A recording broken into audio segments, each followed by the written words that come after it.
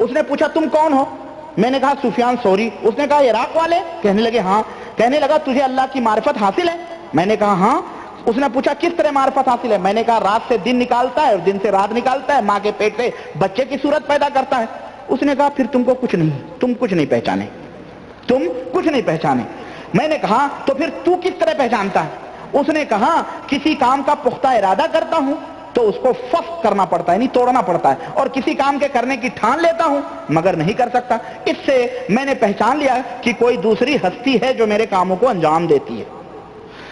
میں نے پوچھا، ابو سفیان کہہ رہے، سفیان ثوری کہہ رہے، میں نے پوچھا یہ درود کیا چیز ہے؟ اس نے کہا میں اپنی ماں کے ساتھ حج کو گیا تھا، میری ماں وہیں رہ گئی، مر گئی، میری ماں مر گئی، اس کا منہ کالا ہو گیا، ماں کا منہ کالا ہو گیا اور اس کا پیٹ پھول گیا۔ یہ منہ کالے، یہ پیٹ پھولے کس کے ہوتے ہیں؟ نیکوکاروں کے منہ مرنے کے بعد بھی کالے نہیں ہوتے، یاد رکھو۔ یہ تبلیغی جماعت کے بزرگ لوگ ہیں۔ دیکھو پیٹ پھول گیا، جس سے مجھے یہ اندازہ ہوا کہ کوئی بہت بڑا سخت گناہ ہوا ہے۔ اس سے میں نے اللہ تعالیٰ کی طرف دعا کے لیے ہاتھ اٹھائے تو میں نے دیکھا، یہ کہہ رہا ہے کہ میں نے اللہ تعالیٰ کی طرف جاگ رہا ہے، خواب نہیں ہے یہ جاگ رہا ہے۔ ہاتھ اٹھایا تو دیکھا کہ تہامہ یعنی حجاز کی طرف سے ایک ابر آیا، بادل آیا، ایک بادل آیا، اس سے ایک آدمی ظاہر ہوا۔ اس نے اپنا مبارک ہاتھ میری ماں کے منہ پر پھیرا جس سے وہ بالکل روشن ہو گیا، اور پیٹ پر ہاتھ پھیرا تو اس کا ورم بھی جاتا رہا۔ پیٹ کے اوپر ہاتھ پھیرا تو جو سوجن تھی وہ بھی ختم ہو گئی۔ میں نے اس سے عرض کیا کہ آپ کون ہیں؟ دیکھیں ہمارے تبلیغی بھائی لوگ خوابوں میں حضور کو پہچان لیتے ہیں مگر جاگتے ہوئے نہیں پہچانتے حضور کو۔ پچھلا بھی واقعہ گیا ہے جس میں یہ ہے کہ وہ پوچھا ہے کون ہے۔ ان کے بزرگ خواب جاگتے میں بھی نہیں پہچانتے، لیکن یہ حضرت لوگ خوابوں میں حضور کو بہت پہچانتے ہیں، اس لیے بڑے جگہ خوابوں کا ذکر ہے۔ بہرحال چلیں، آپ کون ہیں جس نے میری اور میری ماں کی مصیبت کو دور کیا؟ انہوں نے فرمایا میں تیرا نبی محمد ہوں صلی اللہ علیہ وسلم۔ اس نبی کو کس یعنی یہ توہین تو ان لوگوں نے بھی نہیں کی تھی جو مشرکین مکہ تھے، جو ہمارے اس تبلیغی جماعت کے سرغنہ لیڈر اور چودھری زکریا صاحب کر رہے ہیں، اور اس جماعت کے گرو گھنٹال لوگ کر رہے ہیں، ہے نا؟ لے رہے ہیں کہ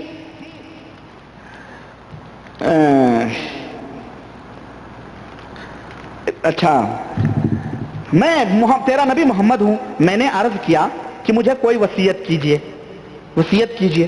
تو حضور نے فرمایا کہ جب کوئی قدم رکھا کرے یا اٹھایا کرے تو اللہم صلی علی محمد پڑھا کرے۔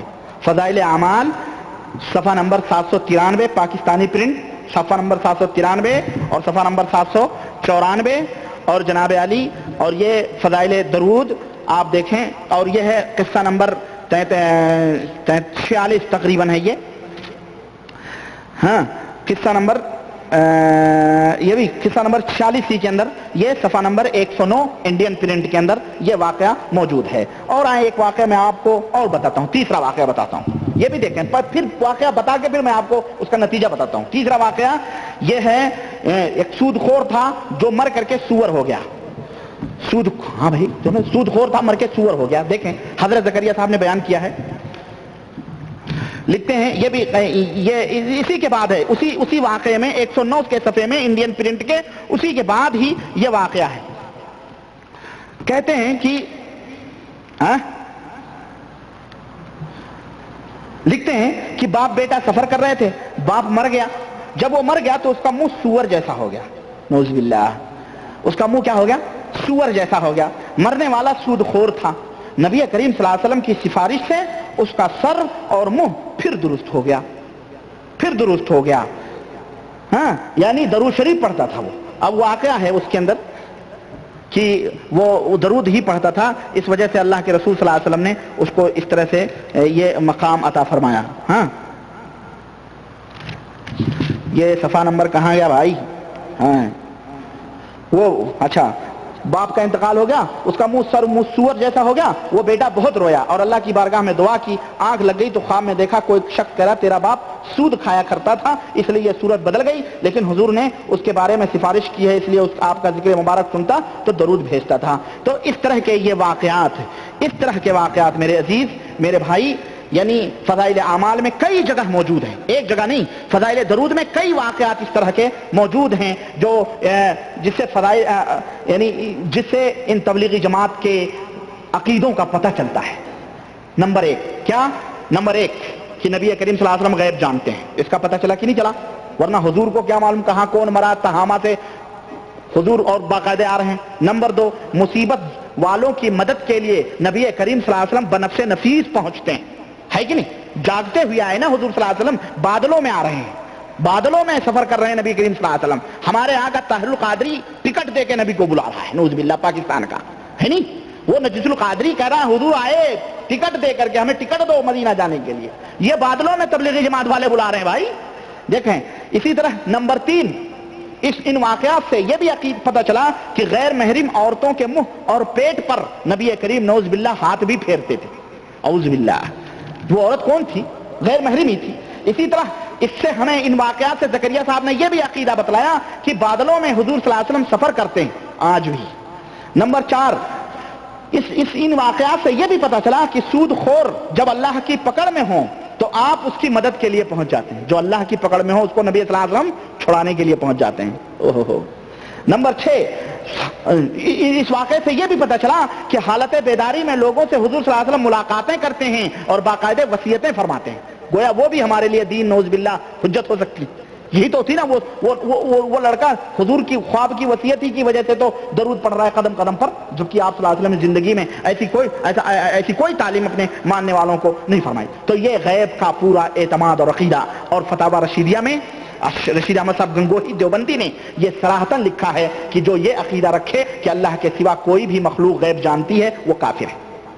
خلاص میں کچھ نہیں کہوں گا، اس سے آگے کچھ نہیں کہوں گا۔ خود دیوبندی فتوے کے حساب سے مولانا زکریا صاحب کا یہ فتویٰ ہے، یہ مولانا زکریا صاحب اور ان کے ماننے والوں کا یہ عقیدہ دیکھ لیں آپ۔ اللہ تعالیٰ نے قرآن کریم میں فرمایا اللہ کے سوا کوئی غیب نہیں جانتا ہے، وَعِندَهُ مَفَاتِحُ الْغَيْبِ لَا يَعْلَمُهَا إِلَّا اللَّهُ إِلَّا هُوَ، اللہ ہی کے پاس غیب کی کنجیاں، اس کے علاوہ کوئی بھی نہیں جانتا، اور اللہ کے سوا کوئی بھی مشکل کشا اور حاجت روا نہیں ہے۔ اللہ تعالیٰ نے قرآن کریم میں فرمایا أَمَّن يُجِيبُ الْمُضْطَرَّ إِذَا دَعَاهُ وَيَكْشِفُ السُّوءَ وَيَجْعَلُكُمْ خُلَفَاءَ الْأَرْضِ، کون ہے جو مصیبتوں میں اللہ کو پکارے تو اللہ تعالیٰ اس کی پکار کو نہ سنے؟ کون ہے ایسا جو اللہ کو مصیبتوں میں پکارے تو کون اس کی دعا قبول کرتا ہے اور اس کی تکلیف کو دفع کرتا ہے؟ اور کون ہے جو تم کو زمین میں ایک دوسرے کا جنشین بناتا ہے؟ کیا اب بھی یہی کہو گے کہ اللہ کے ساتھ کوئی اور بھی معبود ہے؟ یہ تبلیغی جماعت کے لوگ کہتے ہیں اللہ کے سوا کوئی اور بھی ہے جو ہماری مصیبتوں کو دکھانے والا ہے، ہماری پریشانیوں کو دور کرنے والا، زندہ ہو کے نبی کریم صلی اللہ علیہ وسلم پہنچ کر کے سب کچھ کر رہے ہیں، نعوذ باللہ۔ اور تو اور وہ نبی جس کے تقدس کا عالم یہ تھا کہ اپنی زندگی میں اس نے کسی غیر محرم کے عورت کو ہاتھ نہیں چھوا۔ ایک صحابیہ آئیں پردے کے آڑ سے، انہوں نے ہاتھ بڑھایا بیعت کے لیے، نبی رحمت صلی اللہ علیہ وسلم نے اپنی دونوں آنکھیں بند کر لیں اور فرمایا عائشہ اس عورت سے کہو اپنے ہاتھ پیچھے کر لیں، محمد کسی کا ننگا ہاتھ بھی دیکھنا گوارا نہیں کرتا۔ پر تبلیغی جماعت کے یہ محدث اور دیوبند کے یہ سب سے بڑے فخر الاماثل زبدۃ الاماثل قطب عالم حضرت زکریا صاحب یہ کہہ رہے ہیں کہ نبی کریم صلی اللہ علیہ وسلم مری ہوئی عورت کے پاس آئے اور آ کر کے اس کے چہرے کے اوپر ہاتھ پھیرا، اس کے نعوذ باللہ پیٹ کے اوپر بھی ہاتھ پھیر کر کے گئے، نعوذ باللہ۔ یہ کیسا عقیدہ ہے تبلیغی جماعت کے بھائیوں؟ اب بھی وقت ہے اللہ کی قسم سدھرنے کا، یہ کوئی مذاق کی بات نہیں ہو رہی ہے اور نہ کسی کو اچھالا جا رہا ہے، بلکہ یہ وہ عقائد ہیں جو تمہارے سامنے کھول کھول کے بیان کیے جا رہے ہیں تاکہ تم سدھرو اور صحیح راستے کے اوپر آنے کی کوشش کرو۔ اور بادلوں میں سفر کرنے کا دعویٰ یہ سراسر جھوٹا ہے۔ نبی کریم صلی اللہ علیہ وسلم جب اپنے دو بیٹیوں کے داماد حضرت عثمان غنی رضی اللہ تعالیٰ عنہ جو مسجد نبوی کے بغل ہی میں 50 دن تک بلوائیوں نے پانی سے منع کیا، نبی کریم صلی اللہ علیہ وسلم ان کی مدد کو نہ آئے۔ حسین پیاسے کربلا میں شہید کر دیے گئے، اپنے نواسوں کی مدد کے لیے نہ گئے۔ اور اسی طرح سے صحابہ کرام جہاں کہیں بھی شہید ہوئے ان کو بچانے کے لیے نبی کریم صلی اللہ علیہ وسلم نہ گئے۔ حضور زندہ تھے، صحابہ کرام شہید ہو رہے ہیں، حضرت ان کے چچا حضرت امیر حمزہ نبی کی آنکھوں کے سامنے شہید کیے جا رہے ہیں، لیکن ان کی بھی مدد کے لیے حضور نہیں آ رہے ہیں۔ اور غیب دانی کا یہ عقیدہ تم بتا رہے ہو، جب اگر حضور کو علم غیب ہوتا یا حضور حاضر تھے تو وہ حبشی جس نے حضرت حمزہ کو شہید کیا تھا اور تیر مارے تھے اس میں، حضور اگر موجود تھے اور حضور دلوں کے بھید کو جانتے تھے تو حبشی کے اس نیت کو حضور نہ جان سکے جو ان کے حقیقی چچا کو مارنے جا رہا تھا؟ ظالموں تم کیا بات بتلانا چاہتے ہو؟ وہ بات تم کہنا چاہتے ہو جو نہ اللہ نے کہی نہ نبی نے کہی، یہ تمہارے دھرم، یہ تمہارے ایمان اور عقیدے ہیں، توبہ کر لو، ورنہ ان عقیدوں کی بنیاد پر اگر کوئی شخص ایسے عقیدے رکھتا ہے تو وہ کافر ہے، مشرک ہے، وہ دائرہ اسلام سے خارج ہے، وہ چاہے وہ نمازیں، روزے، تسبیح کچھ بھی کرے، وہ دین سے خارج ہے، وہ مسلمان نہیں ہو سکتا ہے، کیوں؟ یہ مومنوں کا عقیدہ نہیں ہے۔ اور اس نے 70 اور میں کیا بتاؤں، پوری تاریخ ہے اس سلسلے میں وہ تاریخ نہیں دہرانا چاہتا، میں آپ ایک اشارہ میں نے دیا، اور دلوں کے راز صرف اللہ بہتر جانتا ہے۔ وَلَقَدْ خَلَقْنَا الْإِنسَانَ وَنَعْلَمُ مَا تُوَسْوِسُ بِهِ نَفْسُهُ وَنَحْنُ أَقْرَبُ إِلَيْهِ مِنْ حَبْلِ الْوَرِيدِ۔ اللہ نے فرمایا ہم نے آدمی کو پیدا کیا ہے اور ہم ہی اس کے دل کے بھید کو جاننے والے ہیں، اور تمہارے دلوں میں جو وسوسے پیدا ہوتے ہیں ان وسوسوں اور خیالات سے ہم واقف ہیں۔ یہاں نبی کریم صلی اللہ علیہ وسلم وہ اس کی ماں کہاں مری اور دل میں اس نے کہاں سوچا، اور حضور بادلوں میں تشریف لا رہے ہیں، یہ کیا عقیدے بیان ہو رہے ہیں؟ تبلیغی جماعت کے بھائیوں، اب بھی تم آنکھیں نہیں کھولو گے؟ اللہ کی قسم یہ حجت تمہارے اوپر میں قائم کر رہا ہوں، پلٹو، کتاب و سنت کو لازم پکڑو۔ ہم تمہیں کفر کی دعوت نہیں دے رہے ہیں، ارے ہم تمہیں وہ پیارے پیارے نبی کی باتوں کی طرف بلا رہے ہیں، ہم تمہیں شیطان کی طرف نہیں بلا رہے ہیں، یہ ہے شیطان کی دعوت جس کی طرف تم جا رہے ہو۔ پلٹ کے آؤ، یہ اللہ اور رسول کی باتیں ہیں، اس سے گھبراتے کیوں ہو، بچکتے کیوں ہو؟ اس سے تو شیطان ہی بچکتا ہے، لیکن ایک جس کو جنت کی خواہش ہو، اللہ رسول، اللہ کی رضا کی خواہش، وہ تو اس طرح سے جو ہے نہیں بچکے گا۔ اور ہمیں جو قرآن اور سنت سے جو عقیدہ ملتا ہے وہ یہ ہے کہ مشکل میں اگر ہم پھنستے ہیں تو صرف اللہ وحدہ لا شریک ہماری مشکلوں کو دور کرنے والا ہے، لیکن نبی کریم صلی اللہ علیہ وسلم کی طرف ان واقعات کو منسوب کر کے آپ صلی اللہ علیہ وسلم کی شان میں گستاخی کی گئی ہے، اور آپ صلی اللہ علیہ وسلم کو اللہ کا شریک بنانے کی جسارت بھی کی گئی ہے۔ اللہ تعالیٰ ایسے لوگوں کو سمجھ کی توفیق عطا فرمائے اور ان مشرکانہ عقائد سے محفوظ رکھے۔ اور میرے دوست، اور بھی اس طرح کے واقعات موجود ہیں، اور یہی وجہ ہے کہ فضائل اعمال کے ان واقعات کو پڑھ کر پیر لوگ جھاڑ پھونک کر کے مریدینوں کے پیٹوں کے اوپر ہاتھ بھی پھیرتے ہیں۔ ایسے ہی لوگ ہیں، یہی تعلیمات ہیں، سمجھ رہے ہیں؟ یہی تعلیمات ہیں، اور موقع ملتا ہے تو مریدنی کو ہی لے کے 1 2 3 ہو جاتے ہیں، ہاں غائب کر دیتے ہیں یہ لوگ۔ اور سنیں، درود پڑھنے سے حضور کتنے خوش ہوتے ہیں۔ ایک طرف تو یہ بتلایا گیا ہے کہ سود خور ہو، پاپی ہو، سب کچھ ہو، مر گیا، سور ہو گیا، سب کچھ ہوگا، حضور بچانے کے لیے پہنچ جاتے ہیں۔ لیکن ابھی دیکھیں واقعہ زکریا صاحب بتلا رہے ہیں کہ درود پڑھنے سے حضور گھبراتے بھی ہیں۔ کوئی بندہ جب درود پڑھتا ہے تو حضور کو گھبراہٹ ہوتی ہے۔ سنو، حضرت زکریا صاحب لکھتے ہیں، بہت مختصر طور پہ میں چل رہا ہوں، میں کیا بتاؤں، بہرحال کہہ رہے ہیں کہ عبد الرحیم بن عوف کہتے ہیں ایک دفعہ غسل خانے میں گرنے کی وجہ سے میرے ہاتھ بہت میں چوٹ آ گئی، بہت بے چینی سے رات گزری، میری آنکھ لگ گئی، تو میں نے خواب میں دیکھا کہ حضور صلی اللہ علیہ وسلم آئے ہیں، عرض کیا یا رسول اللہ، عرض کیا یا رسول اللہ، صرف یا رسول اللہ کہا۔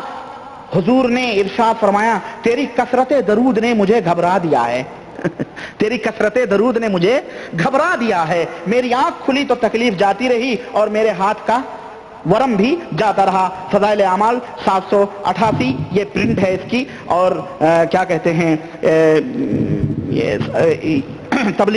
تبلیغی نصاب کے اندر، اس کے اندر یہ اسی کے بعد یہ واقعہ موجود ہے۔ اور آگے چھوڑیں آپ ان سب کو، آئیے مردوں سے ملاقات کرنے کا ایک طریقہ، اور اس کے بعد 2 3 قبر پرستی کی 1 2 دعوت میں آپ کے سامنے بات ختم کرنا چاہتا ہوں کیونکہ بات لمبی ہوتی جا رہی ہے۔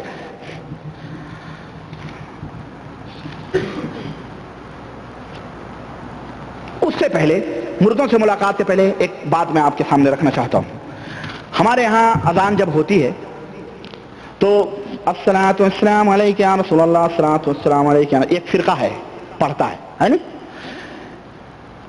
پاکستان کے ہمارے ایک دوست ہیں، انہوں نے یہ لکھا ہے کہ ایک ہمارے دوست تھے ضیاء اللہ بھائی، جن کا تعلق منڈی بہاؤدین سے، جانتے ہیں آپ پاکستان میں منڈی بہاؤدین؟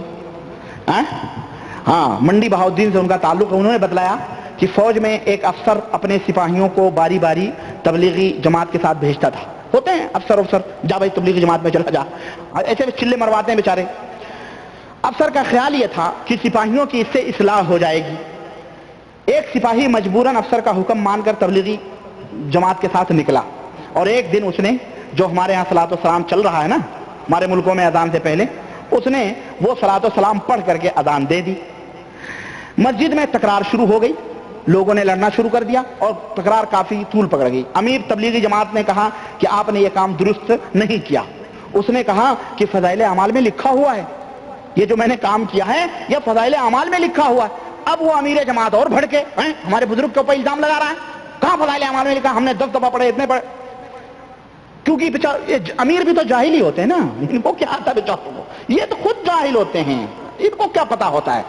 تو اس نے کیا کیا، وہ پڑھا لکھا آدمی رہا ہوگا فوجی، اس نے اٹھایا تبلیغی نصاب اور اٹھا کر کے ان کے سامنے کر دیا کہ یہ دیکھو۔ چنانچہ آپ تبلیغی نصاب 100 صفحہ نمبر 100 فضائل درود صفحہ نمبر 105 انڈین پرنٹ، اور تبلیغی نصاب فضائل اعمال پاکستانی پرنٹ 789 میں کہتے ہیں، دیکھیں اس نے وہ تبلیغی نصاب لا کر کے سامنے کر دیا کہ دیکھو یہ تبلیغی نصاب، اس میں لکھا ہوا ہے، کیا لکھا ہوا ہے کہ حضرت شبلی ابو بکر بن محمد سے نقل کرتے ہیں سخاوی کہ میں حضرت ابو بکر بن مجاہد کے پاس تھا، اتنے میں شیخ المشائخ حضرت شبلی آئے، ان کو شیخ المشائخ حضرت شبلی، پتہ ہے شبلی کون ہے؟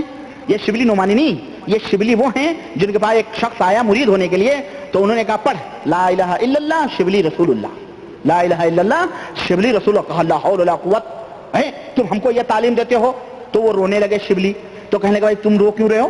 تم تو ایک تو غلط تعلیم دے رہے ہو، الٹا رو رہے ہو۔ کہنے لگے میں رو اس لیے رہا ہوں کہ اتنا بڑا راز تجھ جیسے جاہل سے میں نے بتلا دیا۔ دوسرا ایک شخص آیا شبلی سے مرید ہونے کے لیے، کہنے لگے کہ پڑھ لا الہ الا اللہ شبلی رسول اللہ، تو اس آدمی نے کہا ابھی تم یہی ہو، اسی درجے پہ ہو، ابھی تم یہیں پہنچے ہو رسول اللہ پر، میں تو سمجھا تھا تم بہت آگے نکل گئے ہو۔ کہاں تو ہے مرید کے لائق، چل مرید ہو جا، تو اس سے مرید ہوا وہ، تو وہی شبلی ہیں۔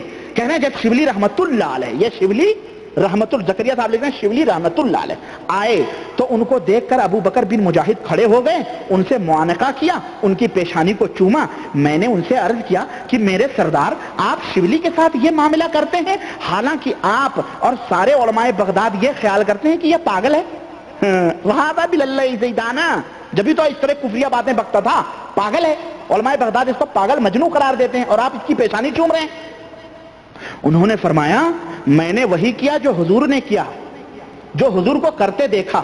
پھر انہوں نے اپنا خواب بتلایا کہ مجھے حضور کی خواب میں زیارت ہوئی، حضور کی خدمت میں شبلی حاضر ہوئے، حضور اقدس صلی اللہ علیہ وسلم کھڑے ہو گئے، شبلی گئے جب حضور کے دربار میں تو حضور کھڑے ہو گئے، ان کی پیشانی کو چوما، اور میرے پوچھنے پر حضور نے فرمایا کہ ہر نماز کے بعد لقد جاءکم رسول من انفسکم آخری سورت تک پڑھتا ہے، اور اس کے بعد مجھ پر درود پڑھتا ہے، اس کے بعد میرے اوپر درود پڑھتا ہے۔ یہ حضرت شبلی کا یہ واقعہ ہے۔ اچھا، درود پڑھتا ہے، اور اس کے بعد 3 مرتبہ کیا پڑھتا ہے؟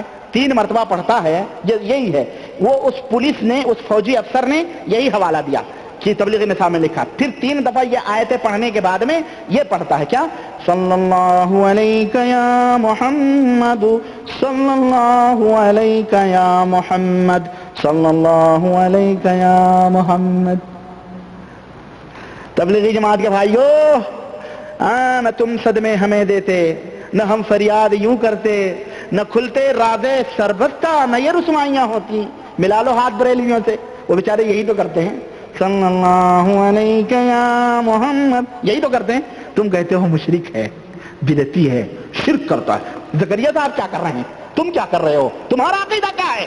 دیکھو، اپنی آنکھوں سے دیکھو، اٹھاؤ ان کتابوں کو، یا تو چوراہوں پہ رکھ کے انکار لگا دو اور پلٹ آؤ جس جہنم کی راہ پہ تم جا رہے ہو، پلٹ آؤ۔ یہ تمہاری تعلیم ہے بدعقیدگی کی، اور میں کیا کیا کھولوں، وقت نہیں ہمارے پاس ہے۔ اور سنیں آپ دیکھیں کہ یہ یا محمد یا محمد کہہ کے حضور کو پکار رہے ہیں نا۔ اور آؤ میں آپ کو ایک سچا واقعہ بتاؤں نبی کی زندگی کا۔ اللہ کے نبی کے پاس قبیلے بنو تمیم کے کچھ لوگ آئے، اور حضور کمرے میں تھے، اور باہر سے چلانے لگے یا محمد یا محمد۔ اللہ تبارک و تعالیٰ کو یہ لفظ پسند نہیں آیا۔ اللہ نے جبریل کو بھیجا، اور اپنے نبی کی یہ گستاخی نام لے کر کے پکارنا اپنے نبی کا برداشت نہیں ہوا۔ ہمارے اللہ کو اللہ تبارک تعالیٰ نے جبریل کو بھیجا، اور جا کے کہو ان الذین ینادونک من وراء الحجرات اکثرهم لا یعقلون، سورہ حجرات آیت نمبر 4، کہ بے شک اے پیغمبر جو لوگ آپ کو حجروں کے باہر سے آواز دیتے ہیں ان میں سے اکثر بے عقل لوگ ہیں۔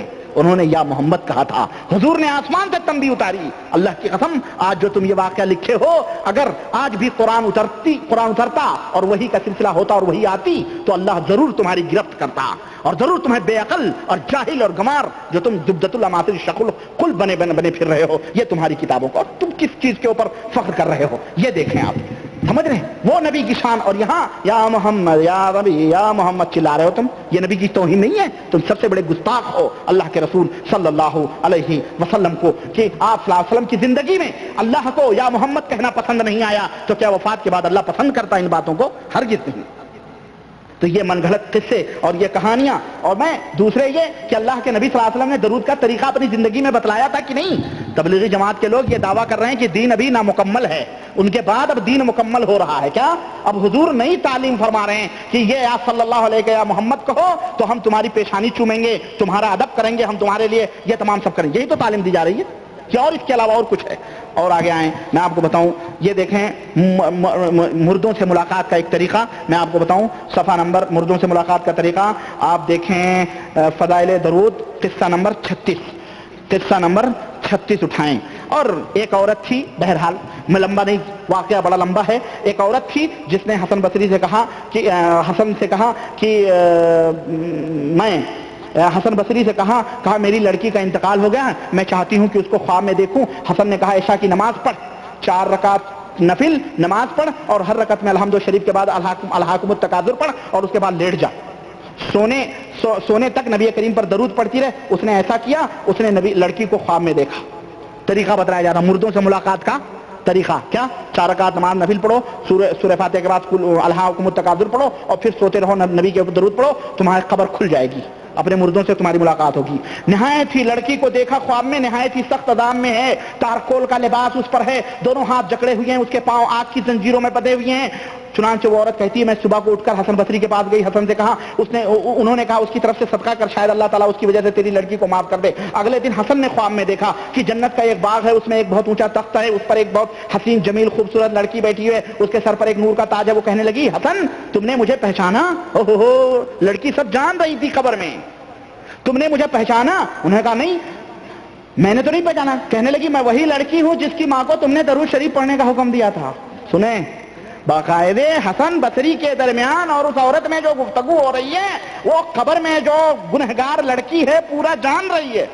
پیارے جب یہ گنہگار ہو کر کے باہر کے پورے حالات کو جانتی ہے تو جو ولی اللہ ہیں وہ قبر میں کیوں نہیں جانتے؟ یہی عقیدہ بتلایا جا رہا ہے.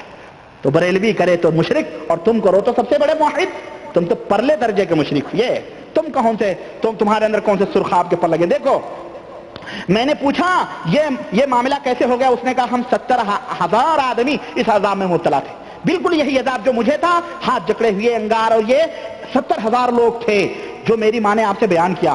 نیکوکاروں میں سے ایک بزرگ کا گزر ہوا, بزرگوں میں سے ایک بزرگ کا قبرستان سے گزر ہوا. انہوں نے ایک دفعہ درود شریف پڑھ کر اس کا ثواب ہم سب کو پہنچا دیا. ان کا درود اللہ کے ہاں ایسا قبول ہوا کہ سارے کے سارے عذاب سے چھٹکارا دے دیے گئے. آپ کچھ سمجھ رہے ہیں؟ یہ باقاعدہ پارسل ہو رہے ہیں, وائرلیس ملا ہوا ہے, کنٹیکٹ ہے بالکل.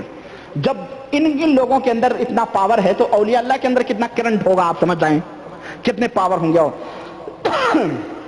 چنانچہ ایک اسی طرح کا ایک اور واقعہ کہہ رہے ہیں کہ ایک عورت تھی, اس کا لڑکا بڑا ہی گنہگار تھا, اس کی ماں اس کو بار بار نصیحت کرتی مگر وہ بالکل نہیں مانتا. اس حال میں وہ مر گیا. اس کی ماں کو بہت رنج تھا, وہ بغیر توبہ کے مرا. اس کو بڑی تمنا تھی کہ کسی طرح اپنے بیٹے کو خواب میں دیکھے. اس کو خواب میں دیکھا, وہ عذاب میں مبتلا تھا. اس کی وجہ سے اس کی ماں کو اور بھی صدمہ ہوا. ایک زمانے کے بعد پھر اس نے خواب میں دیکھا تو بڑے اچھے حالت میں اس کا بیٹا تھا. اس نے پوچھا یہ کیا ہو گیا؟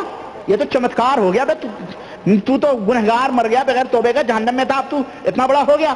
اس نے کہا, وہاں دیکھو, وہاں ایک بزرگ کا گزر ہوا تھا نا, پہلے واقعے میں ایک بزرگ کا گزر ہوا تھا, ہے نا, اور دوسرے واقعے میں دیکھو کریں کہ اس نے کہا ایک بہت بڑا گنہگار شخص اس قبرستان پر گزرا. قبروں کو دیکھ کر اس کو عبرت ہوئی. وہ اپنی حالت پر رونے لگا, سچے دل سے توبہ کی اور کچھ قرآن شریف اور 20 مرتبہ درود شریف پڑھ کر اس قبرستان والوں کو بخشا جس میں میں تھا. اس میں سے جو حصہ مجھے ملا اس کا یہ اثر ہے جو تم دیکھ رہی ہو. کہ میں تخت لگائے نور کا تاج پہنے بیٹھا ہوں جنت میں؟ ہاں، نہ ہلدی لگی نہ پھٹکری مال چوکھا، ہے کہ نہیں؟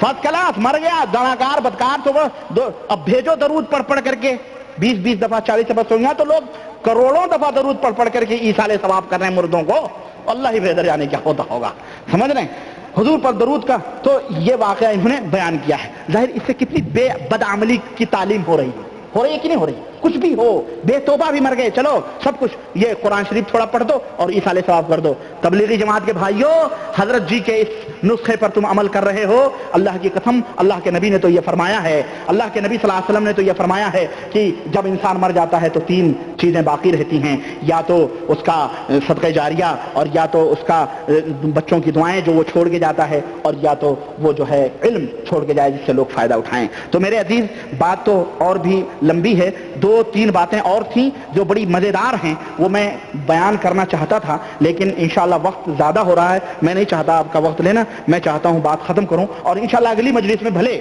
پوری کروں گا میں انشاءاللہ تعالیٰ، بھلے ایک مجلس اور لگ جائے، تو اللہ تعالیٰ سے دعا ہے کہ اللہ تعالیٰ ہمیں اور آپ کو نیک عمل کی توفیق عطا فرمائے، اور ہم سب کو کتاب و سنت پر چلائے، اور ہم سب کو صحیح طریقہ اور صحیح عمل کی توفیق عطا فرمائے، آمین یا رب العالمین۔ وصلی اللہ علی نبینا محمد وعلی آلہ وصحبہ اجمعین، والسلام علیکم ورحمۃ اللہ وبرکاتہ۔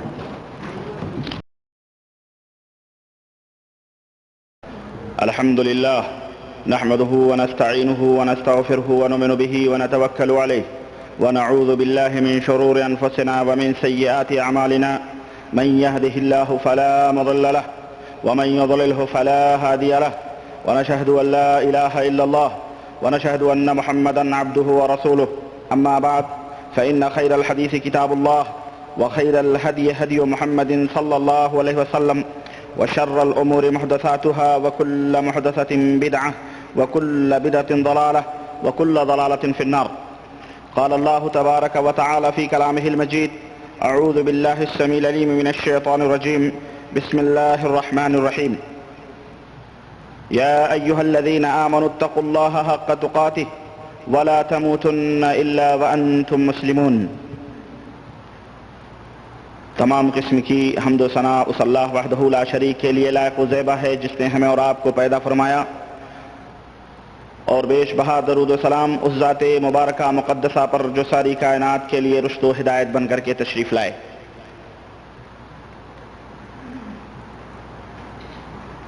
تقلید کی روش سے تو بہتر ہے خودکشی، تقلید کی روش سے تو بہتر ہے خودکشی،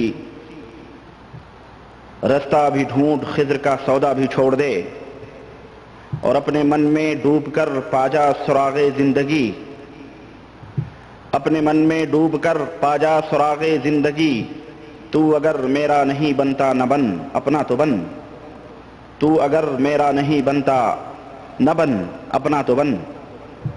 محترم حاضرین کرام، معزز دوستوں، بزرگوں اور بھائیوں، کئی ہفتوں سے یہ سلسلہ ہمارا تبلیغی جماعت اور تبلیغی نصاب کے تعلق سے چلتا آ رہا ہے، اور میں اس کتاب تبلیغی نصاب جو تبلیغی جماعت کا مکمل سرمایہ ہے، اور جس کتاب کو لے کر یہ بیچارے جاہل ان پڑھ گلی گلی نگر نگر ڈگر ڈگر جراثیموں کو بانٹتے پھر رہے ہیں، میں کئی ہفتوں سے اس تعلق سے آپ حضرات سے گفتگو کرتا چلا آ رہا ہوں، اور اس کتاب کے اندر چھپے ہوئے وہ باطل عقیدے اور وہ بھیانک اور خطرناک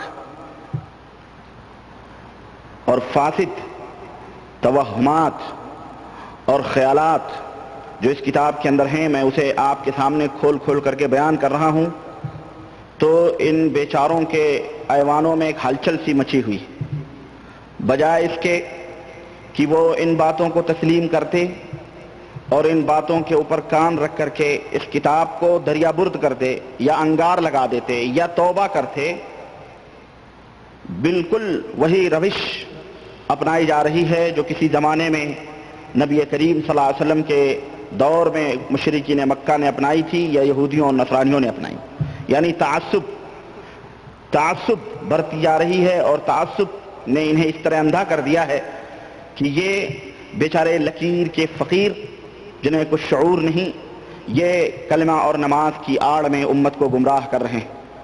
اور جب قرآن و سنت کی باتیں ان کے سامنے رکھی جاتی ہیں اور اس جماعت کے جو سربراہان ہیں اور اس جماعت کے جو زعماء اور لیڈران ہیں ان کی بدعقیدگیوں کو اور خرافاتوں کو کھول کھول کے بیان کیا جاتا ہے، تو یہ جو ہے اتنی بے حیا ہو چکے ہیں اور اتنی بے حیائی کا ثبوت دیتے ہیں کہ اللہ کی پناہ۔ میں جبیل میں خبر اور دمام کے دورے پہ گیا ہوا تھا جو گزشتہ سے پیوستہ ہفتے، اس میں کچھ باتیں ایسی ہوئیں تقریر کے بعد میں، تو اس میں ایک صاحب جو بظاہر ان کی شکل و صورت بھی لگتی ہے کہ یہ بالکل ڈوبے ہوئے لوگ ہیں اس ماحول میں، پہچان میں آ جاتے ہیں یہ دور سے، ہے نا، تو ان میں ایک صاحب نے کہا کہ جناب عالی، بلکہ انہوں نے بھی کہا، اور پچھلے خطبے میں جو حاضر و ناظر کا موضوع میرا چل رہا تھا اور میں نے اس میں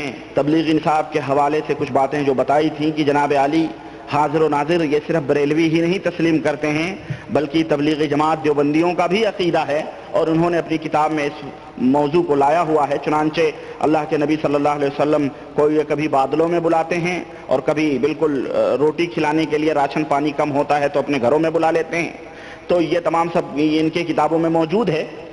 تو ایک صاحب کہنے لگے، اور جو ہے ان کے اندر بھی قبر پرستی اور قبروں کی طرف مراقبہ، قبروں کے پاس بیٹھنا، وہاں دعا کرنا اور وہاں پہ مانگنا، سب کچھ اس جماعت کے اندر موجود ہے۔ انہوں نے کہا کہ جناب عالی مجھے حیرت ہو رہی ہے، آپ یہ بات کہہ رہے ہیں، مجھے حیرت ہے۔ میں نے کہا کیوں؟ کہنے لگے کہ ہم بھی جماعت میں نکلے ہیں، ہم لوگ تو قبر پرستوں کو بلا بلا کر کے کہتے ہیں کہ یہ شرک ہے، یہ ہے، یہ ہے، یہ ہے، آپ وہاں کیوں جاتے ہو؟ اور جو ہے ہم لوگ کرتے تھے ایسا، اور کتنے لوگ آتے ہیں۔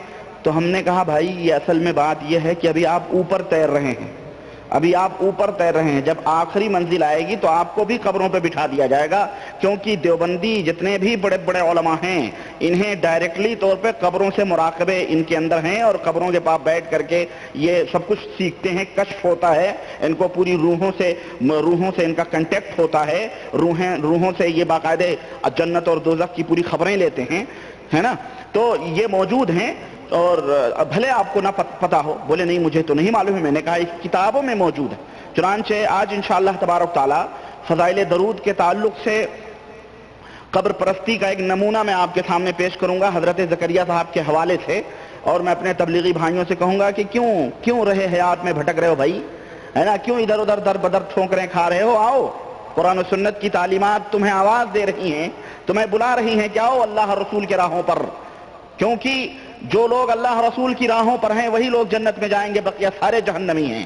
اللہ کے رسول صلی اللہ علیہ وسلم نے فرمایا، اللہ کے نبی صلی اللہ علیہ وسلم نے فرمایا ہے کہ میری امت میں 73 فرقے ہوں گے جس میں 72 فرقے جہنمی ہوں گے، ایک فرقہ جنتی ہوگا، اور وہ جنتی وہ ہوگا ما انا علیہ و اصحابی، جس پر میں ہوں اور میرے صحابہ کا یہ عقیدہ اور ایمان نہیں تھا۔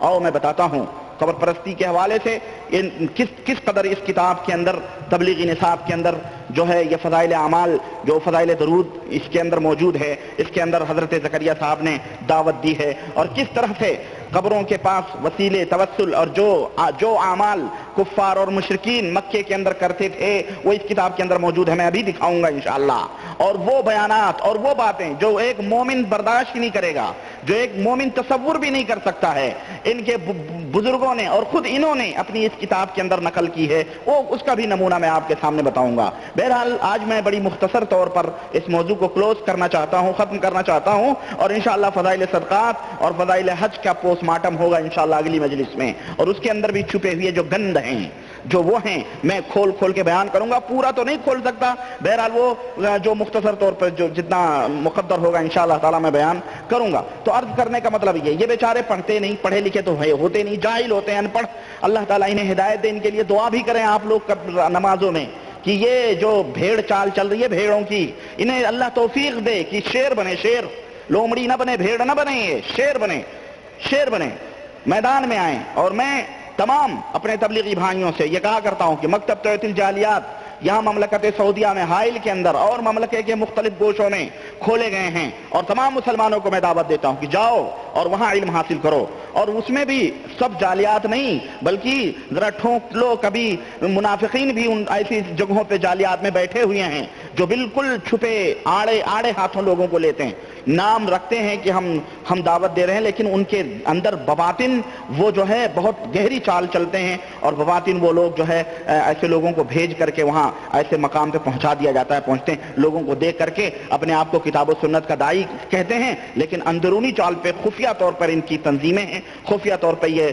جماعت، تہذب، فرقہ واریت کی طرف لوگوں کو دعوت دیتے ہیں۔ اس لیے ذرا ٹھونک ٹھٹا کر کے ان لوگوں کے پاس جعلیات میں بھی جائیں۔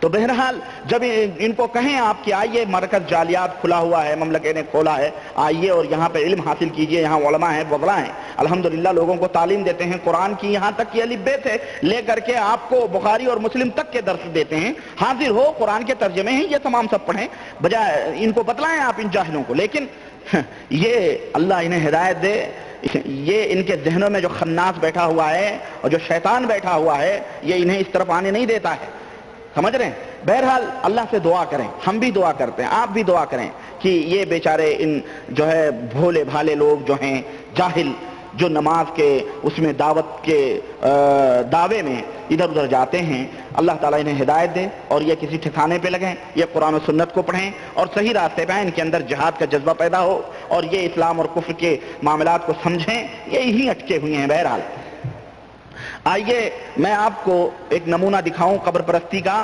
یہ حضرت زکریا صاحب کی کتاب ہمارے ہاتھ میں موجود ہے، فضائل اعمال، جو میں بارہا یہ کہا کرتا ہوں کہ یہ حضرت نظام الدین دلی سے چھپی ہوئی ہے، جھا ہاؤس، اور پاکستان میں بھی چھپی ہوئی ہے۔ ہمارے پاس بھائی نے کہا کہ اب یہ حضرت لوگ تو بڑے دور دور بیٹھے ہوئے ہیں، ہم ان کے پاس کہاں جا کر کے کہیں کہ اس کتاب کی اصلاح کرو۔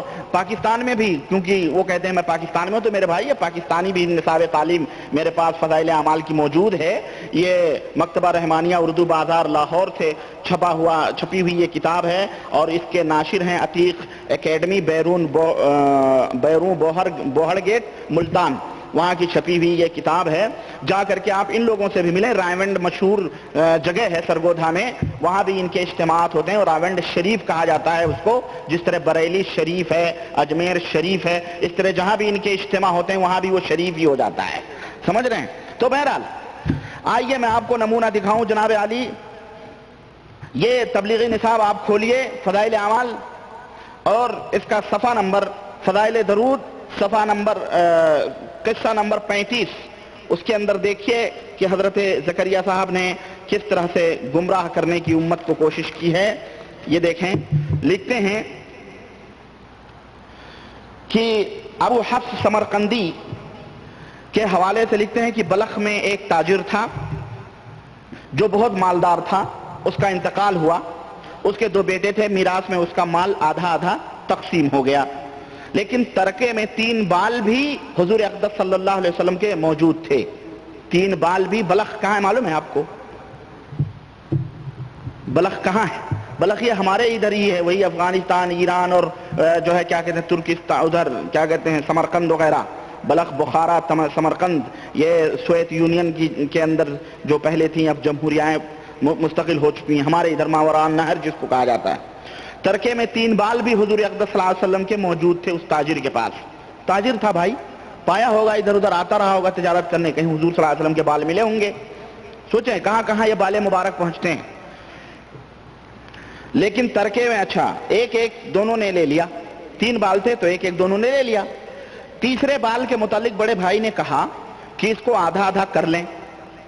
توجہ سے سنیے اس قصے کو، اور ہمارے وہ تبلیغی بھائی جو یہ سوچتے ہیں کہ یہ قبروں کے اوپر جانے سے روکا جا رہا ہے، ہم لوگ دعوت دے رہے ہیں، میں نے کہا یہ ابتدائی مرحلہ ہے، لیکن جب اس جماعت میں ڈوب جاؤ گے تب تمہیں ان حقیقتوں کا پتہ چلے گا جو اس کتاب میں موجود ہے۔ دیکھو یہ آخری منزل ہوگی تمہاری۔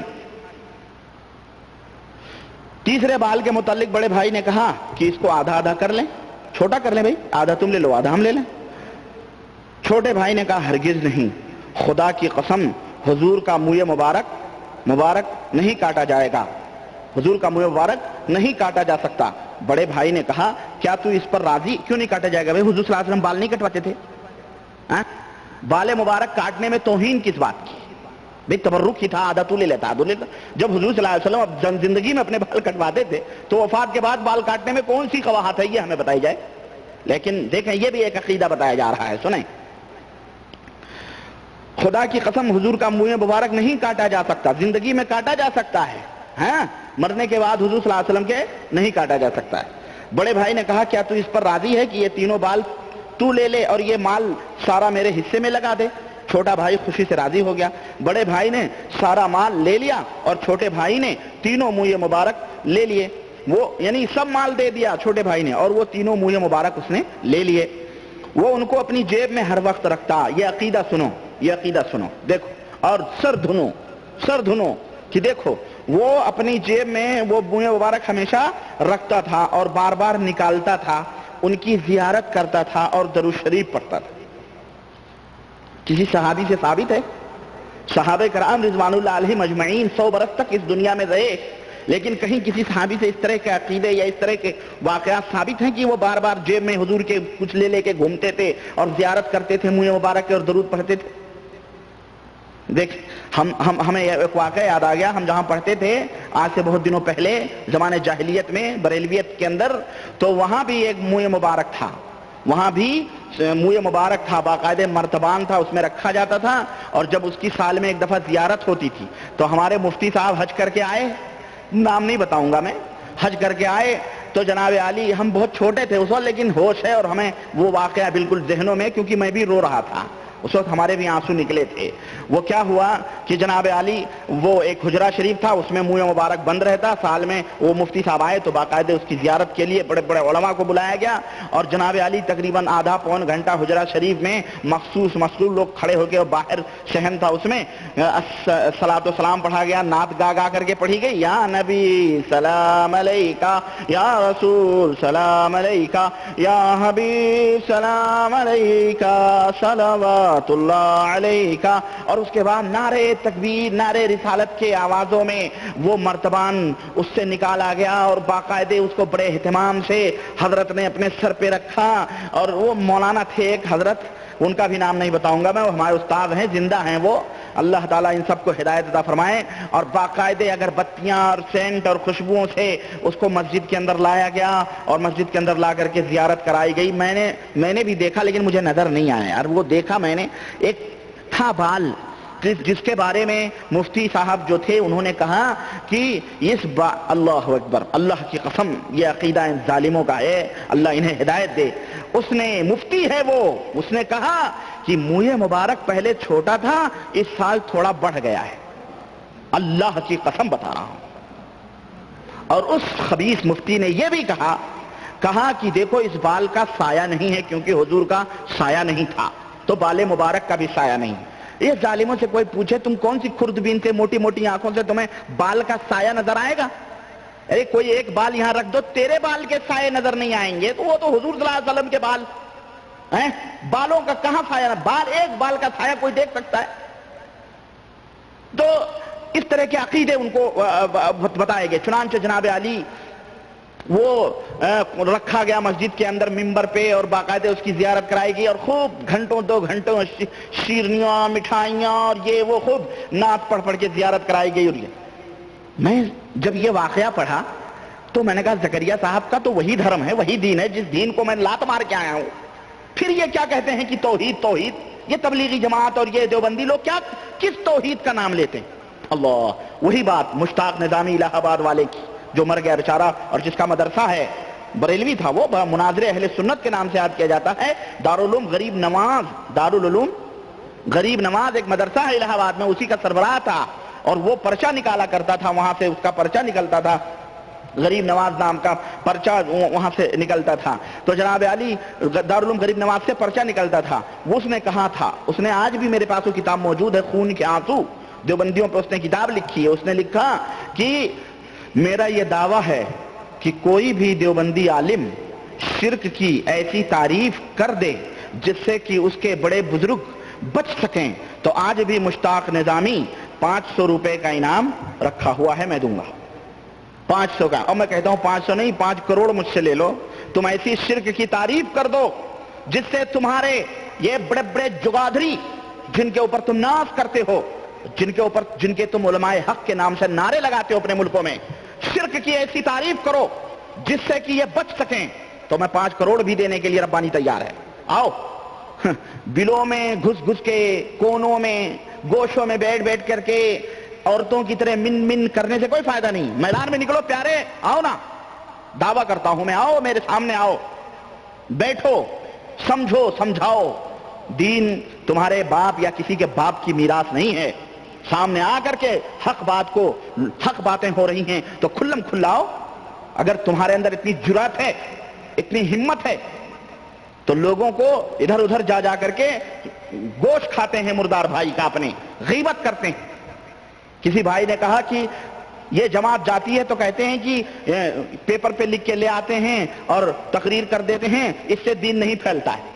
دین تیرے ان روڈوں پہ گڈھا کرنے سے پھیلے گا، اس کتاب سے پھیلے گا، اس زکریا صاحب کے اس کتاب سے دین پھیلے گا یا تیری چلت پھرت سے پھیلے گا؟ کس سے دین پھیلتا ہے؟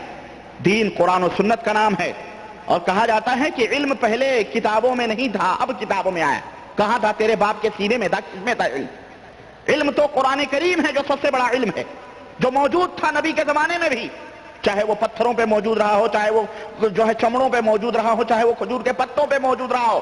علم وہ علم ہے، قرآن و سنت کا علم. حدیث مصطفیٰ صلی اللہ علیہ وسلم بھی لکھا جا رہا تھا اس زمانے میں. تو کہتا ہے علم نہیں تھا؟ بے شک یہ تیرا علم کتابوں میں نہیں تھا. 14 صدی میں تیرا علم یہ کتابوں میں آیا ہے جو کفر اور شرک کا ملغوبہ ہے. چنانچہ یہ مجھے یاد آیا اسی زیارت پر کہ وہ بار بار جیب سے نکالتا اور زیارت کرتا اور درود پڑھتا، بار بار نکالتا، زیارت کرتا، درود پڑھتا. زمانہ گزرا، کچھ تھوڑا زمانہ ہی گزرا تھا کہ بڑے بھائی کا سارا مال ختم ہو گیا اور چھوٹا بھائی بہت زیادہ مالدار ہو گیا. جس نے 3 بال لیے تھے وہ مالدار ہو گیا اور بڑا جو ہے وہ کیا ہو گیا؟ فقیر ہو گیا، اس کا مال ختم ہو گیا. جب اس چھوٹے بھائی کی وفات ہوئی تو صلحاء میں سے بعد نے حضور اقدس کی خواب میں زیارت کی. اب ان سے زکریا صاحب سے پوچھو یہ صلحاء کون تھے؟ دیوبند کے تھے یا تبلیغی جماعت کے لوگ تھے؟ کون تھے یہ صلحاء نیک لوگ؟ زیارت کی خواب میں حضور نے ارشاد فرمایا، اللہ اکبر، دیکھیں اس نبی کے اوپر کتنی شدید تہمت لگائی جا رہی ہے. اور اللہ کے رسول صلی اللہ علیہ وسلم نے فرمایا تھا، من کذب علی متعمدا فلیتبوأ مقعدہ من النار. جو میرے اوپر ایسی بات کہے، جھوٹی تہمت لگائے جو میں نے نہیں کہی ہے، جو میری طرف ایسی بات کو منسوب کرے جو میں نے نہیں کہی ہے، فلیتبوأ مقعدہ من النار، تو وہ اپنا ٹھکانہ جہنم میں بنا لے. اپنا ٹھکانہ جہنم میں بنا لے اس کو. سوچو تبلیغی جماعت کے لوگوں، زکریا صاحب اپنی اس فضائل درود کے اندر صفحہ 100 اور واقعہ نمبر 35-35 کے اندر کیا لکھ رہے ہیں؟ لکھ رہے ہیں کہ حضور نے فرمایا کہ جس کسی کو کوئی ضرورت ہو اس کی قبر کے پاس بیٹھ کر اللہ سے دعا کیا کرے. اس قبر والے کے پاس بیٹھ کر کے جو 3 بال لے کے حضور کے زیارت کر کے اور وہ کرتا تھا، اس کی قبر کی زیارت کیا کرے. ان سے کوئی پوچھے کہ حضور صلی اللہ علیہ وسلم نے زندگی میں کیا فرمایا ہے؟ یہ تو خوابوں کی باتیں ہیں. آؤ میں تمہیں بتاؤں مسلمانوں کہ اللہ کے اس واقعے سے کیا پتا چلا. گویا اس کی قبر کے پاس جو جائے، جو مر گیا تھا اس کی قبر کے پاس جائے اور اللہ سے دعا کرے. بریلوی یہی تو کرتے ہیں، اور کیا کرتے ہیں؟ ان کے جو صالحین ہیں، جو انہوں نے بنائے ہوئے ہیں بزرگ، بھلے وہ ڈھونگ دھتورے ہوں، لیکن اس قبر کے پاس جا کے اور کیا کرتے ہیں؟ وہ یہی کرتے ہیں اور کہتے ہیں کہ ہم تو اللہ سے دعا ہی کرتے ہیں. زکریا صاحب یہی کہہ رہے ہیں کہ جا کر کے اس قبر کے پاس حضور صلی اللہ علیہ وسلم نے یہ حکم دیا کہ جس کسی کو کسی کی ضرورت ہو، کوئی بھی چیز کی ضرورت ہو، وہ اس کی قبر کے پاس جا کے اللہ سے دعا کرے. کیا یہ بات نبی کریم صلی اللہ علیہ وسلم فرما سکتے ہیں؟ ہرگز نہیں. کیوں؟ آئیے میں آپ کو بتاتا ہوں. اللہ کے رسول صلی اللہ علیہ وسلم کی وصیت اس بات کو کہتے ہیں جو انسان، کوئی شخص اپنی آخری زندگی میں کسی کو نوٹ کرواتا ہے، لکھواتا ہے یا نصیحت کرتا ہے، اس کو کیا کہتے ہیں؟ وصیت کہتے ہیں. صحیح بخاری اور مسلم کی حدیث، حضرت مائی عائشہ صدیقہ رضی اللہ تعالی عنہا اس حدیث کی راویہ ہیں، فرماتی ہیں کہ رسول اللہ صلی اللہ علیہ وسلم پر جس وقت جاکنی کا وقت طاری ہوا، آپ کی موت کا وقت طاری ہوا، تو آپ صلی اللہ علیہ وسلم اپنے چہرے کے اوپر چادر اوڑھے ہوئے تھے. آپ اپنے چہرے سے چادر مبارک کو ہٹاتے، جو آپ نے چادر اوڑھی ہوئی تھی ہٹاتے، اور پھر آپ اپنے چہرے کو ڈھک لیتے. پھر جب دم گھٹتا تو پھر چادر کو ہٹا دیتے.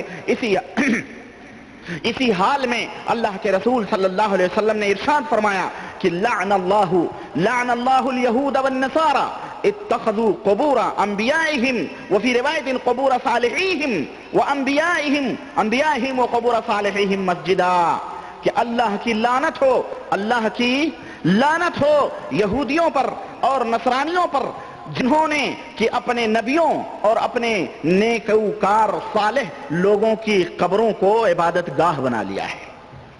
کیا بنا لیا ہے؟ عبادت گاہ بنا لیا ہے. ذرا آپ غور کریں کہ اس برے عمل سے نبی کریم صلی اللہ علیہ وسلم نے اپنی آخری زندگی تک لوگ اپنی امت کو آگاہ کیا اور ڈرایا کہ اے لوگوں، آپ صلی اللہ علیہ وسلم ڈرا رہے ہیں اس برے عمل سے کہ اے لوگوں، قبروں کو عبادت گاہ نہ بناؤ. قبروں کے اوپر اللہ کے نبی نے اسی لیے فرمایا اللہم لا تجعل قبری عیدن، اے اللہ میری قبر کو عیدگاہ نہ بننے دینا. اللہم لا تجعل قبری وثنا یعبد، اے اللہ میری قبر کو وثن نہ بننے دینا تاکہ لوگ آ کر کے اس کی عبادت کریں، وہاں پہنچیں. اور اسی طرح سے اچھا، یہ روایت حضرت جندب رضی اللہ تعالیٰ عنہ عبداللہ ابن جندب کے حوالے سے صحیح مسلم کے اندر موجود ہے.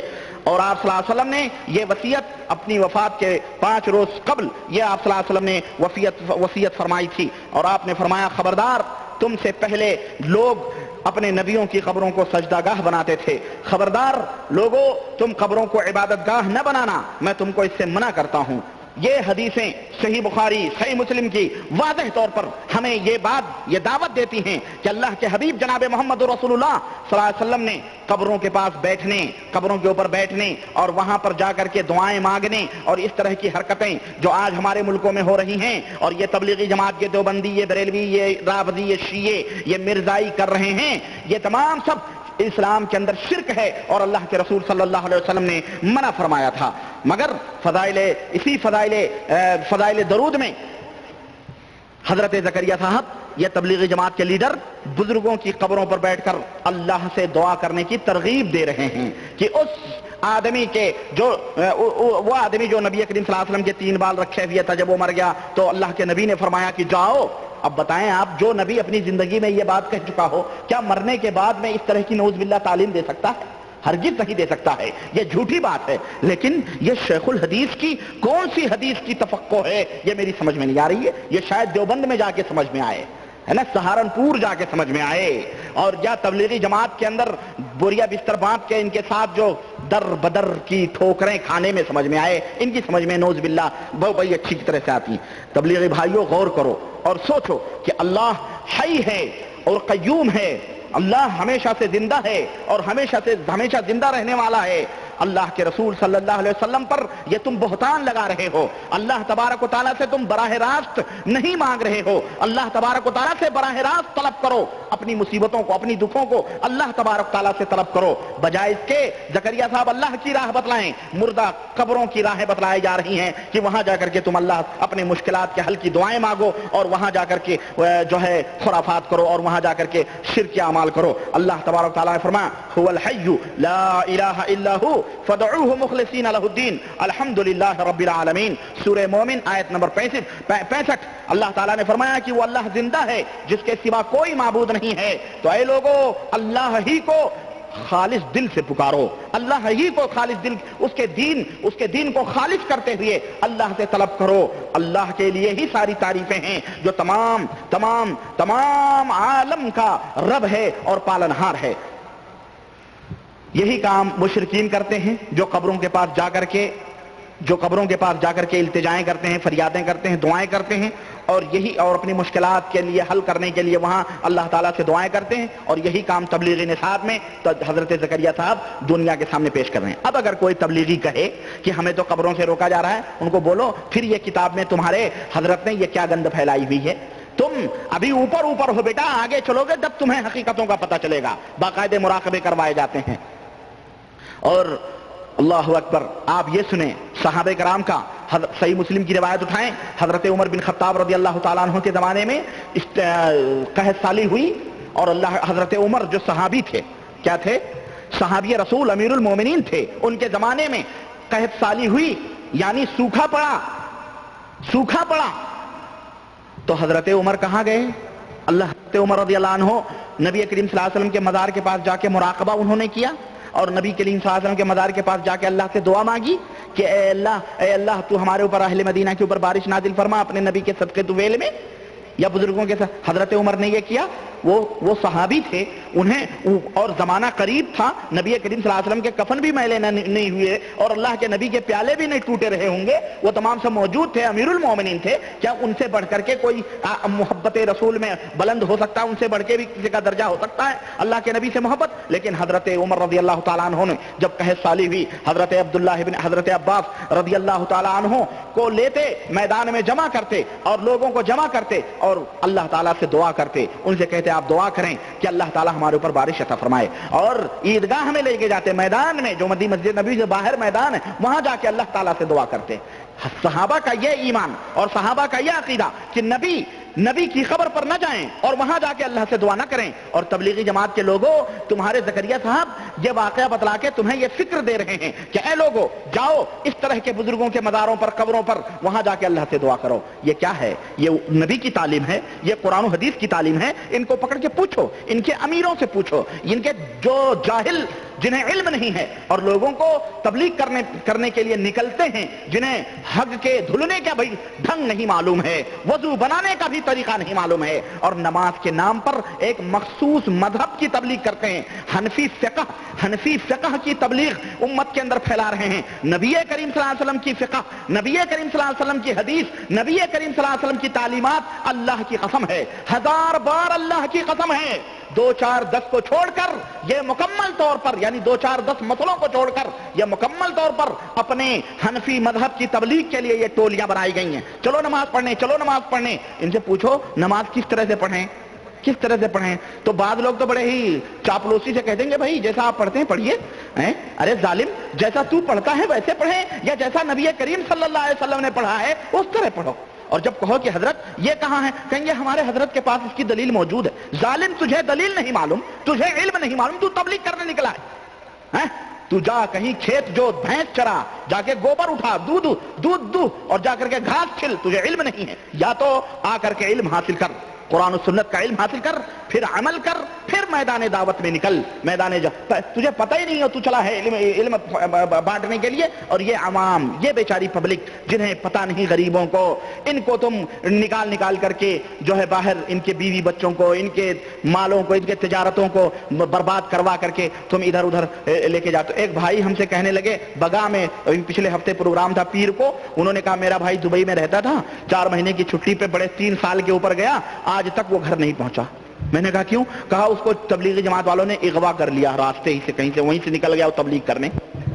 اللہ کی قسم بتا رہا ہوں، ابھی بگا میں ابھی پیر کو میرا پروگرام تھا، وہاں پہ انہوں نے بتایا۔ میں نے کہا اس کو سمجھایا نہیں آپ نے؟ بولے ہم نے خط لکھا تھا، فون بھی کیا تھا، پہلے وہ اس ٹائپ میں نے پہلے وہ دین ان میں نہیں تھے، لیکن وہ بعد میں ان تبلیغی جماعت والوں نے انہیں ہتھیا لیا اور وہ ابھی تک گھر نہیں پہنچا۔ وہاں سے خط آیا کہ وہ چھٹی پہ گئے، ابھی تک نہیں آئے۔ میں بولا بھائی ایسے لوگوں کا یہی حشر ہوتا ہے، بیوی بچوں کے حقوق مار رہا ہے، 3 سال پہ جا رہا ہے تو تجھے اپنی بیوی کے پاس، وہ سب سے بڑی تبلیغ تھی، اپنے بیوی کے پاس تو چلا جاتا، وہاں جا کر کے اس کو سکون دیتا، بیچاری جو خون جلا رہی ہے تو یہ تبلیغی جماعت کے امیروں کو، یہ امیر نہیں، یہ جو ہے جاہل ہیں، جاہل، ان کو پکڑ کے پوچھو، ان کا اللہ کی قسم ناطقہ بند کرو، یہ جہاں جائیں ان کے پیچھے لگو اور ان کے پیچھے جا کے ان کی مجلسوں میں پوچھو یہ کون سی تبلیغ تم کر رہے ہو۔ اس طرح سے مقابلہ کرو، ہم دعوت دیتے ہیں، اس طرح سے سامنا کرو اور ان کو بتاؤ، اور اگر یہاں بھی اگر کچھ لوگ ہیں ان کو بھی پکڑو اور پکڑ کے کہو چلو مکتب جالیات، اسلامک گائیڈنس آفس کھلی ہے، چلو وہاں کتابیں موجود ہیں، تم ان کتابوں میں دکھاؤ، لاؤ ہمارے پاس، پھر ہم ان کی خبر لیتے ہیں۔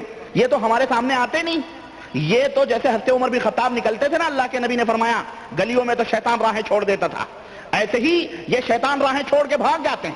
اللہ کی قسم یہ تو سلام بھی نہیں کرتے ہیں، ہم نے دیکھے ہیں، مسجد سے نکلا میں کھڑا تھا، گزرا، بہت ہی کرام مسلم، سلام بھی نہیں کیا اس نے، اور مجھے پتا ہے کہ وہ تبلیغی جماعت کا امیر دعوت دیتا ہے، سلام نہیں کرتے، شرماتے ہیں، ان کو حیا آتی، جرات نہیں ہے، ہمت نہیں۔ اور نکلتے ہیں دعوت و تبلیغ کرنے. ہمیں کوئی آئے اور اس طرح کی بات کرے, ہمارے سامنے آؤ, ہمارے سامنے پیش کرو. تو یہ عقیدہ امت کے سامنے یہ بتلایا جا رہا ہے کہ اس طرح سے قبروں کے پاس جا کر کے مراقبے کرو. اور آگے آئیں, آپ کو میں بتاؤں, اور تو بقیہ میں روحوں سے ملاقات وغیرہ کے واقعے میں نے آپ کے سامنے بیان کر دیے ہیں. آج میں نے بتایا کہ میں مختصر طور پر, آئیے میں آپ کو بتاؤں, یہاں حضرت زکریا صاحب نے باقاعدہ مسافے کے لیے نبی کریم صلی اللہ علیہ وسلم کے لیے ہاتھ نکلوایا. ابھی تک آپ نے سنا تھا کہ کسی نے دعا کی تو حضور بادلوں میں بیٹھ کے آ رہے ہیں, حضور خود ہی حاضر ہو رہے ہیں, باقاعدہ ہاتھ پھیر رہے ہیں, تو جو ہے سور کا منہ چمکدار ہوتا جا رہا ہے, سود خور کا, اور باقاعدہ شفا دے رہے ہیں تہامہ کی طرف سے.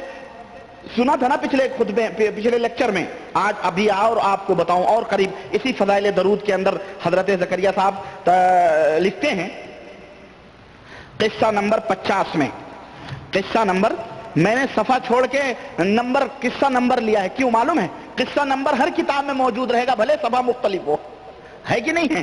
اس لیے میرے ذہن میں آیا بھائی قصہ ہی لوں, میں قصہ نمبر لوں, کیونکہ وہ نمبر تو ہر کتاب میں وہی رہے گا, صفحہ مختلف ہو سکتا ہے پرنٹنگ کی وجہ سے. تو قصہ نمبر 50 دیکھیں آپ. قصہ نمبر 50 میں حضرت لکھتے ہیں کہ ہاں, ایک بڑی دلچسپ بات اسی قصہ نمبر 50 کی ابتدا میں لکھیں. اس سیاہ کار کو, یعنی یہ زکریا صاحب سیاہ کار یعنی کالے اعمال کرنے والا ہوں گے بھائی. اس سیاہ, اتنا بھی تواضع نہیں کرنا چاہیے کہ آدمی اپنے آپ کو کتا بلی کہہ دے کہ اللہ میں تیرا کتا ہوں, اتنا بھی نہیں کہنا چاہیے. کیوں؟ یہ اللہ تعالیٰ نے انسان کو محترم بنایا ہے. بہرحال وہ مسئلہ آ رہا ہے, انشاءاللہ میں اس کی بھی نقاب کشائی کروں گا. لکھتے ہیں اس سیاہ کار کو ان فضائل کے رسائل لکھنے کے زمانے میں بعض مرتبہ خود کو اور بعض مرتبہ بعض دوسرے احباب کو کچھ منامات اور مبشرات بھی آئے, یعنی خوابوں میں خوشخبریاں آئیں اور خواب آئے. اس رسالہ فضائل درود کے لکھنے کے زمانے میں ایک رات میں یہ خواب دیکھا. دیکھیں زکریا صاحب لکھ رہے ہیں کہ یہ جب میں فضائل درود لکھ رہا تھا اور اس طرح کی گھٹیا باتیں, تو کیا ہوا کہ حکم دیا جا رہا ہے کہ اس رسالے میں قصیدہ ضرور لکھیو. یہ کون حکم دے رہا تھا؟ زکریا صاحب جب پوچھے اس علم گلم کے باتوں پہ تو نہ اللہ حکم دے گا نہ اس کے رسول حکم دے سکتے ہیں, پھر شیطانی دے گا. تو قصیدہ ضرور لکھیو. قصیدے کی تعین نہیں ہوئی کہ کون سا قصیدہ لکھا جائے. معلوم البتہ خود اس ناکارے کے ذہن میں خواب ہی میں, دیکھیں اس کو بھی شبہ ہو رہا ہے, کہہ رہا خواب ہی میں یا جاگتے وقت, اس کو بھی پتہ نہیں ہے خواب میں یا جاگتے وقت, دونوں خوابوں کے درمیان میں, اس لیے کہ اسی وقت دوبارہ بھی اسی قسم کا خواب دیکھا تھا, یہ خیال آیا کہ اس کا مصداق, یعنی یہ جو قصیدے کا مصداق مولانا جامی نور اللہ مرقدہ کی وہ مشہور نعت ہے جو یوسف زلیخا کے شروع میں ہے. یوسف زلیخا کی کہانی کی کتاب ہے ہمارے ملکوں میں, پڑھتے نہیں, گل بکاولی کا قصہ, یوسف زلیخا کی کہانی, جنگ نامہ ہے نا, اور فاطمہ بی بی کی کہانی, وہ جاہلوں میں جو چل رہی ہے, نور نامہ, عہد نامہ, ایسے یوسف زلیخا کی کہانی. دیکھیں یوسف زلیخا کی کہانی شیخ الحدیث ہیں, اور افسوس ہمارے بیچارے, دیکھیں اس میں یہ جو متہم لوگ ہیں نا, یہ میں امیروں کو خطاب کر رہا ہوں, یہ بیچارے جو جاہل لوگ ہیں بیچارے جو ان کے چکروں میں آ جاتے ہیں نماز, ان کی بات یہ تو, ان کو تو میں بتا رہا ہوں کہ میرے بھائیوں ان ڈاکوؤں کے چکروں میں نہ, یہ ڈاکو ہیں, نماز کا نام لے کے تمہارے ایمان عقیدے برباد کرتے ہیں. دیکھو لکھ رہے ہیں کہ یوسف زلیخا کے شروع میں ہے وہ قصیدہ جو مولانا جامی کا ہے. جب اس ناکارے کی عمر تقریباً 10-11 سال کی تھی, گنگوہ میں اپنے والد صاحب رحمۃ اللہ علیہ سے یہ کتاب پڑھی تھی یوسف زلیخا کی. اسی وقت ان کی زبانی, اپنے والد کی زبانی, اس کے متعلق ایک قصہ بھی سنا تھا, اور وہ قصہ ہی خواب میں اس کی طرف ذہن کے منتقل ہونے کا داعیہ بنا. یعنی 10 برس 11 برس کی عمر میں جو قصہ سنا تھا میں نے اپنے باپ سے, میرے ذہن میں جو بات آئی وہ اسی قصیدے کے بارے میں آئی کہ مجھے جو حکم دیا جا رہا ہے وہ کوئی قصیدہ لکھو. تو میرے ذہن میں فٹاک سے وہی بات آئی کہ وہی قصیدہ حکم دیا جا رہا ہے. اور وہ قصیدہ کیا ہے معلوم ہے؟ شرک. ابھی میں بتاؤں گا, ابھی آ رہے ہیں, وہ سب دلائل ہیں, کوئی میں یہ نہیں کہ کوئی اپنی طرف سے چھوڑ نہیں رہا ہوں نہ, ایک ذمہ دار حیثیت سے میں باتیں کر رہا ہوں کہ ہندوستان, پاکستان, بنگلہ دیش, دنیا کے کسی بھی کونے میں آواز دو انشاءاللہ یہ خادم موجود رہے گا، حاضر ہوگا کہیں سے بھی اللہ نے توفیق دی.